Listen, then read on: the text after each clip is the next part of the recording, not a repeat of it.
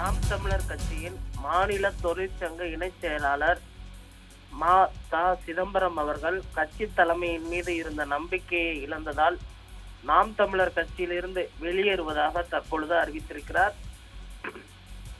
நாம் தமிழர் கட்சியிலிருந்து இதுவரை தான் வகித்த பதவியில் இருந்தும் அடிப்படை உறுப்பினரிலிருந்தும் முறையாக ராஜினாமா செய்ய கடிதம் எழுதுகிறேன்.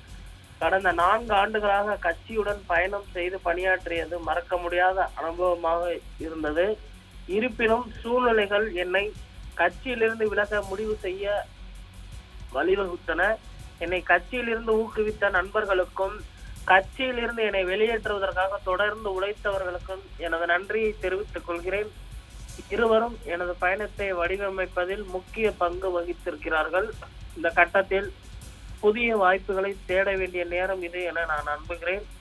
பகிர்ந்து கொள்ளப்பட்ட அனுபவங்களும் மற்றும் நினைவுகளுக்கும் மீண்டும் ஒருமுறை நன்றி என தெரிவித்து தற்பொழுது ராஜினாமா கடிதத்தை எழுதி கொடுத்துவிட்டு தற்பொழுது நாம் தமிழர் கட்சியிலிருந்து சிதம்பரம் அவர்கள் வெளியேறியிருப்பது குறிப்பிடத்தக்கது. தொடர்ந்து நாம் தமிழர் கட்சியிலிருந்து பல்வேறு முக்கிய நிர்வாகிகளும் விலகி வரக்கூடிய நிலையில் நாம் தமிழர் கட்சிக்கு இது ஒரு மிகப்பெரிய பின்னடைவாக பார்க்கப்படுகிறது. இருந்தாலுமே கூட சீமான் அவர்கள் தெரிவித்து விட்டார், கட்சியிலிருந்து போபவர்கள் தாராளமாக சென்று கொள்ளட்டும், இது கட்சிக்கு இலையுதிர் காலம், மீண்டும் கட்சி புத்துணர்வு பெறும் என தெரிவித்திருப்பது குறிப்பிடத்தக்கது.